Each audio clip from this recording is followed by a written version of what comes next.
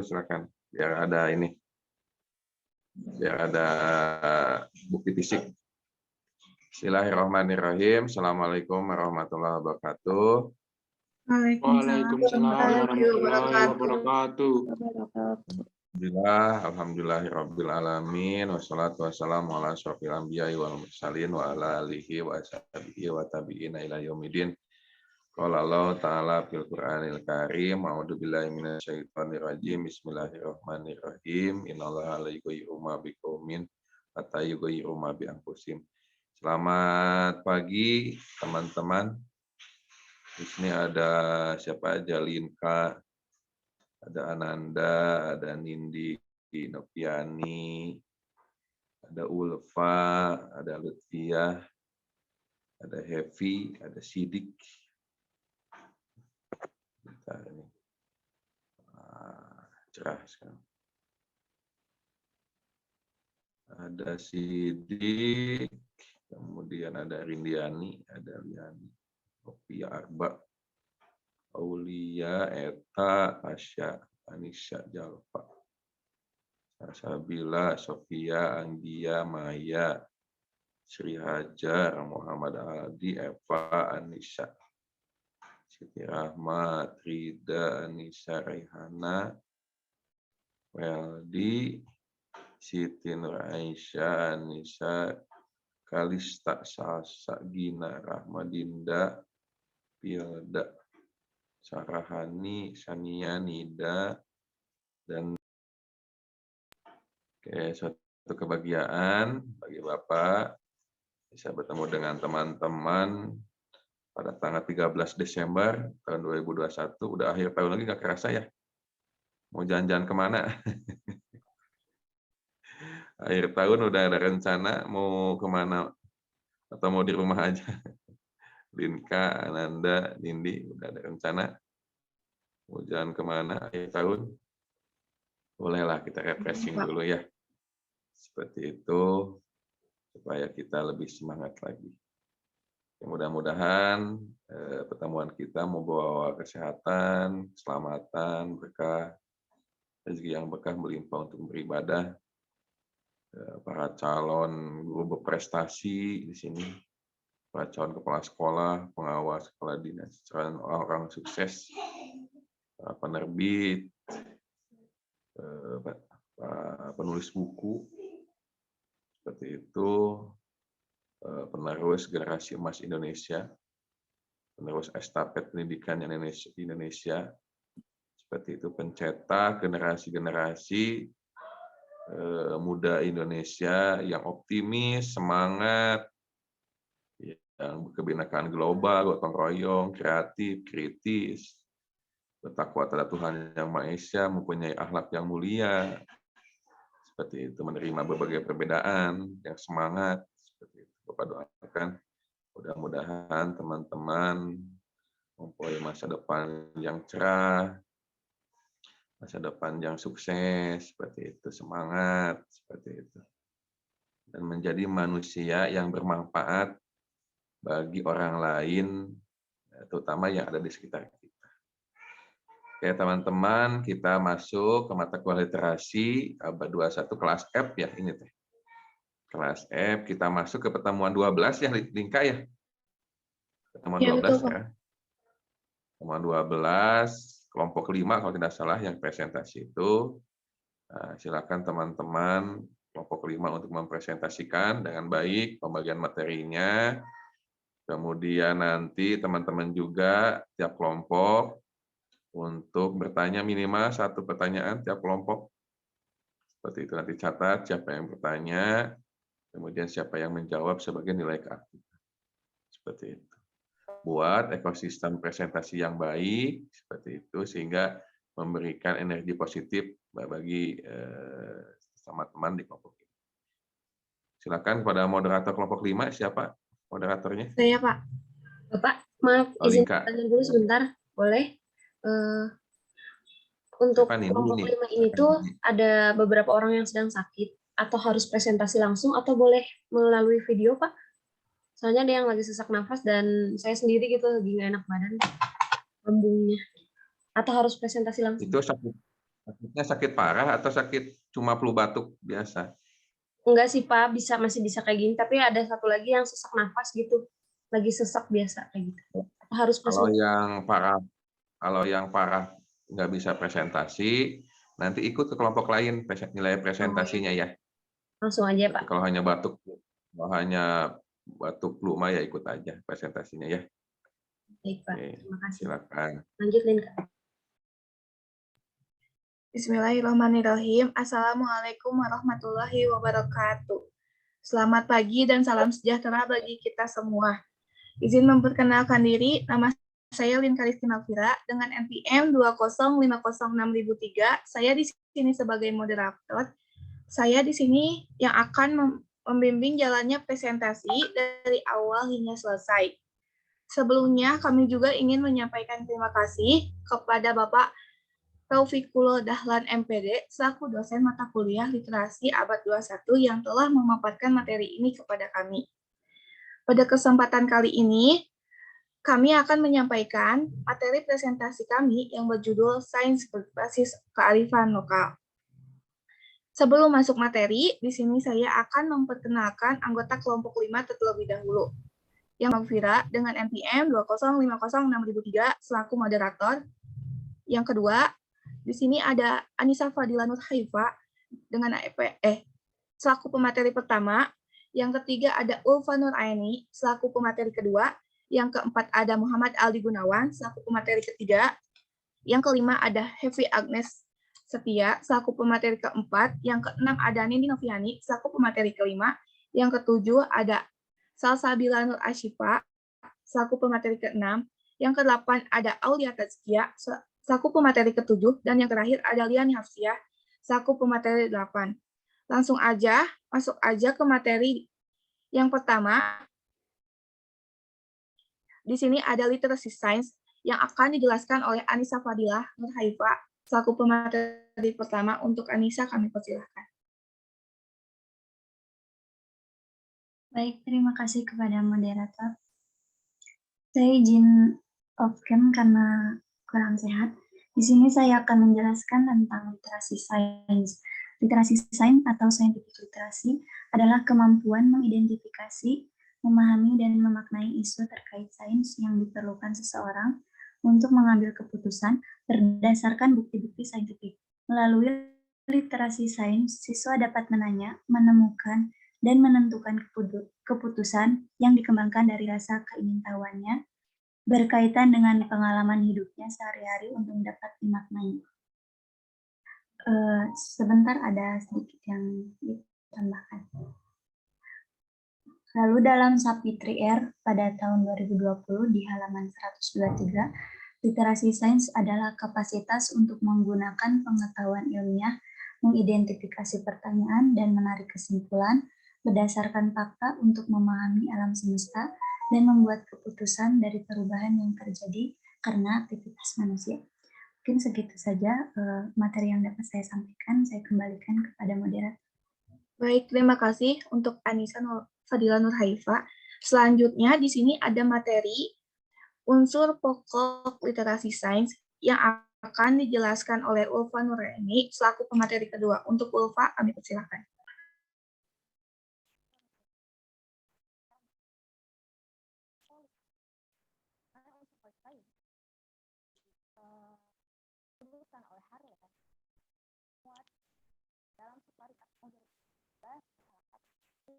Yang menyebutkan bahwa ada 3 pokok dalam unsur literasi sains.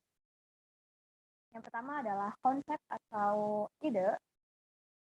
Concept or ideas to help understanding of scientific aspects of the world around and which is able to make sense of new experience by linking them to what we already know.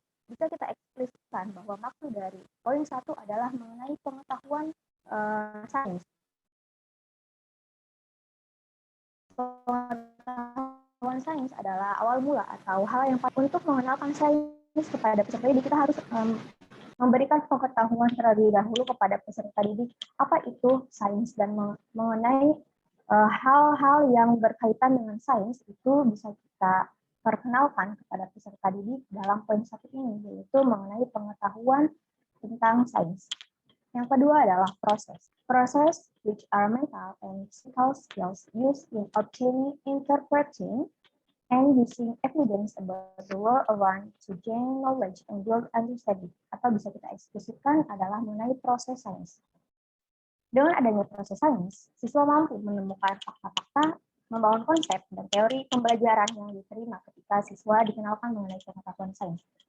Dengan adanya proses ini, siswa diarahkan untuk melibatkan diri dalam kegiatan ilmiah, karena bisa kita ketahui bahwa pengetahuan atau pembelajaran sains itu tidak hanya berkelut atau tidak hanya bertitik tolak dalam penghafalan pengetahuan saja, melainkan ada kemampuan atau keterampilan yang harus dimiliki oleh siswa ketika akan mempelajari sains ini. Proses sains juga merupakan salah satu yang digunakan untuk memahami fenomena. Fenomena apa saja yang berkaitan dengan sains. Nah, proses ini juga diperlukan untuk memperoleh, mengembangkan, dan menerapkan konsep-konsep serta prinsip-prinsip hukum sains dan teori-teori sains. Proses sains ini sangat kompleks sekali karena dalam adanya proses sains, siswa diarahkan atau ditujukan untuk bisa memiliki keterampilan dalam mengetahui atau mengidentifikasi fenomena-fenomena yang terjadi dalam kehidupan di sekitarnya. Lalu yang ketiga adalah attitudes or dispositions, which indicates willingness and confidence to engage in inquiry, debate, and further learning, atau bisa disebut dengan pengembangan sikap ilmiah.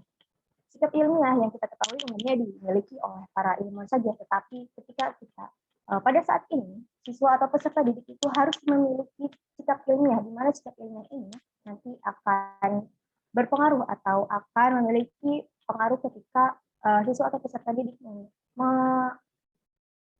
memiliki kehidupan di dalam masyarakat atau fenomena-fenomena yang ada di masyarakat. Ketika peserta didik memiliki sikap ini, maka peserta didik akan mampu mengatasi permasalahan-permasalahan yang ada di sekitarnya. Lalu selanjutnya, untuk selanjutnya adalah pembahasan mengenai pembelajaran sains bagi peserta didik. Pendidikan sains di SD hendaknya membuka kesempatan untuk memupuk rasa ingin tahu anak didik secara alamiah. Ini disebabkan karena siswa sekolah dasar di kesehariannya selalu berhadapan dengan alam yang merupakan objek dari pendidikan sains. Ini akan membantu mereka mengembangkan kemampuan bertanya, berpikir dasar maupun kemampuan berpikir kritis dari peserta didik itu tersebut. Seperti yang sudah saya jelaskan bahwa ketika ada pembelajaran sains di dalam sekolah atau diajarkan kepada peserta didik, maka harus diajarkan terlebih dahulu mengenai unsur-unsur pokoknya, mengenai pengetahuan sainsnya, mengenai proses sains, dan juga mengenai pengembangan sikap ilmiah. Karena sains itu tidak hanya bertumpu pada pengetahuan penghafalan begitu saja, tetapi peserta didik juga harus memiliki keterampilan dan mengimplikasikan pembelajaran sains dalam kehidupannya, sehingga peserta didik memiliki modal dalam mengatasi masalah-masalah yang berkaitan dengan sains di dalam kehidupannya, karena itu yang akan menjadi sebuah modal ketika peserta didik sudah menyelesaikan pendidikannya di sekolah di jenjang manapun. Apalagi dalam peserta di SD ini, peserta didik kemampuannya itu atau berpikirnya itu masih pemula, di mana kita sebagai guru itu harus memupuk pemikiran-pemikiran siswa mengenai sains, mulai dari keinginan bertanya ataupun mulai dari mengamati permasalahan-permasalahan berkaitan dengan sains dalam kehidupannya. Nah, maka dari itu kita akan meningkatkan kemampuan berpikir, dari berpikir dasar sampai berpikir kritis dari siswa tersebut. Terima kasih.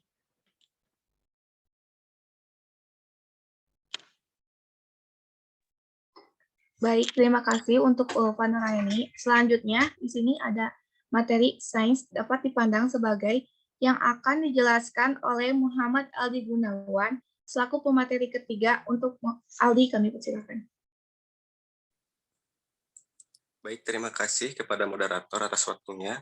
Di sini saya Muhammad Aldi Gunawan akan melanjutkan pembahasan materi yang selanjutnya, yaitu mengenai sains dapat dipandang sebagai yang pertama ada body of knowledge atau sains sebagai sekumpulan pengetahuan. Nah, hasil penemuan dari kegiatan kreatif para ilmuwan selama berabad-abad dikumpulkan dan disusun secara sistematik menjadi kumpulan pengetahuan yang dikelompokkan sesuai dengan bidang kajiannya. Kumpulan pengetahuan tersebut yaitu berupa fakta-fakta, prinsip, konsep, hukum, teori maupun model. Yang kedua yaitu ada way of thinking atau sains sebagai cara berpikir. Nah, kegiatan ilmuwan memberi gambaran tentang rasa ingin tahu seseorang dan hasrat manusia untuk memahami suatu fenomena alam. Hal tersebut dipandang oleh para ahli filsafat sains dan para ahli psikologi kognitif sebagai kegiatan yang kreatif di mana ide-ide dan penjelasan dari suatu gejala alam disusun di dalam pikiran. Yang ketiga yaitu ada way of investigating atau sains sebagai cara penyelidikan. Nah, di dalam sains kita dapat mengenal banyak metode yang menunjukkan usaha manusia untuk menyelesaikan suatu masalah. Sejumlah metode tersebut mendasarkan pada suatu observasi dan prediksi.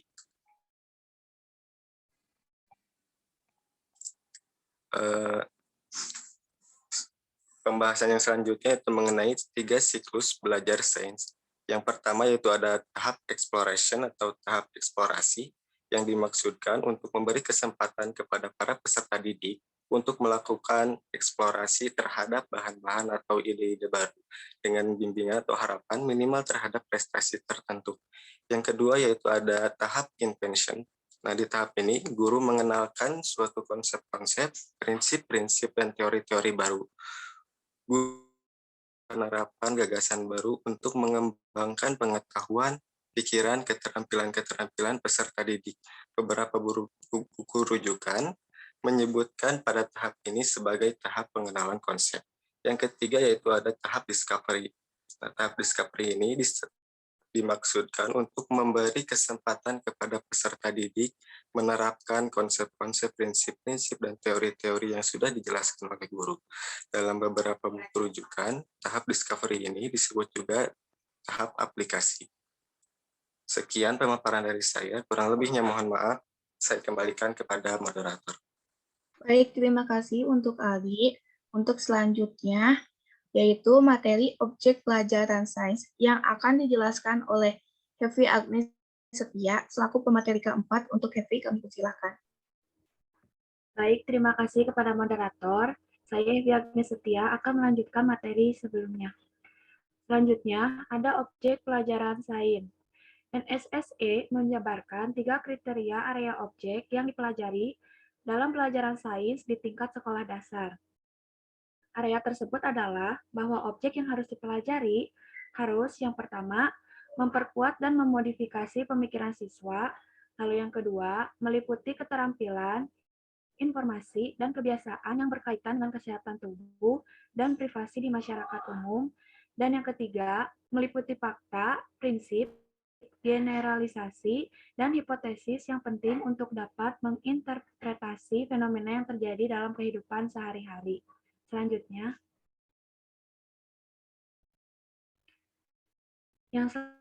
ada 3 fokus utama pembelajaran sains di SD.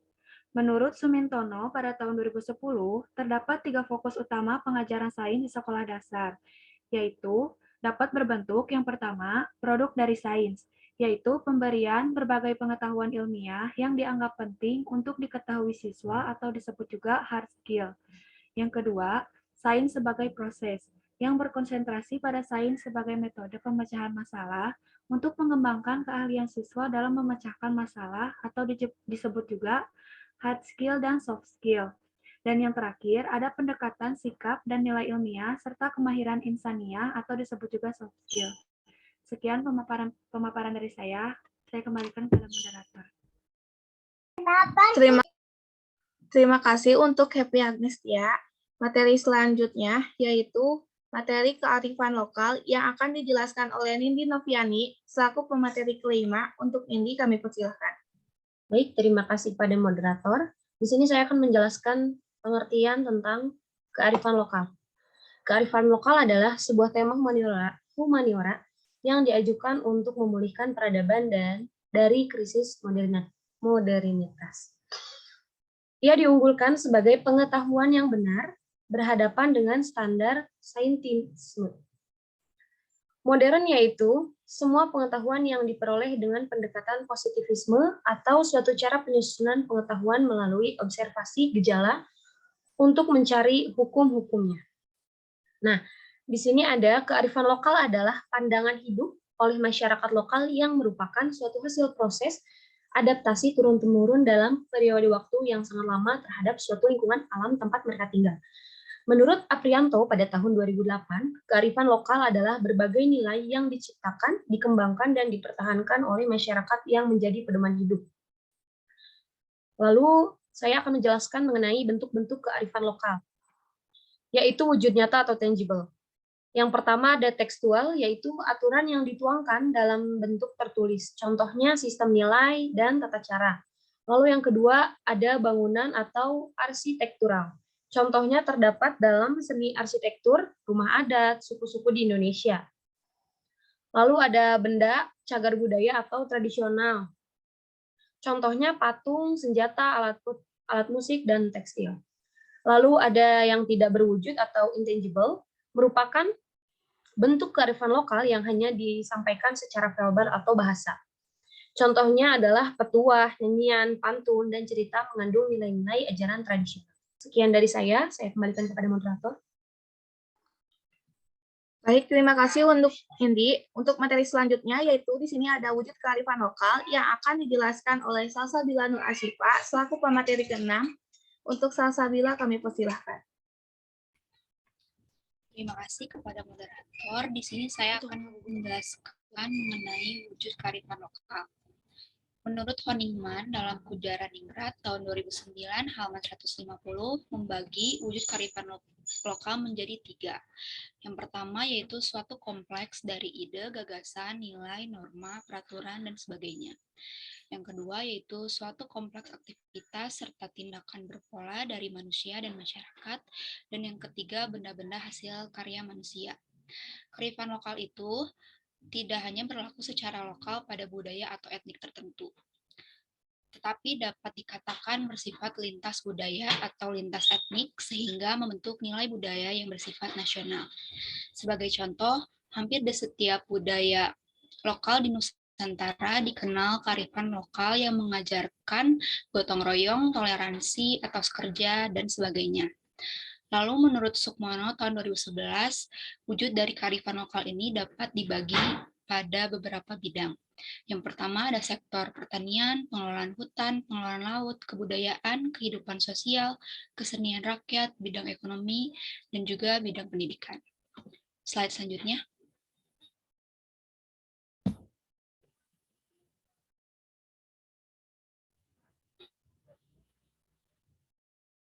Selanjutnya ada ciri-ciri dari kearifan lokal. Kearifan lokal ini memiliki beberapa ciri. Yang pertama yaitu mempunyai kemampuan mengendalikan, yang kedua merupakan benteng untuk bertahan dari budaya luar, yang ketiga mempunyai kemampuan mengakomodasi budaya luar, yang keempat mempunyai kemampuan mengintegrasi budaya-budaya asli, dan yang terakhir mempunyai kemampuan memberi arah perkembangan budaya. Sekian dari saya, kurang lebihnya mohon maaf, saya kembalikan kepada moderator. Baik, terima kasih untuk Salsabila Nur Asyifa. Untuk teman-teman di sini semuanya, mohon maaf karena waktu Zoom meeting-nya hampir habis. Saya akan mengakhiri terlebih dahulu, nanti masuk lagi. Masuk lagi ke link yang tadi ya. Terima kasih.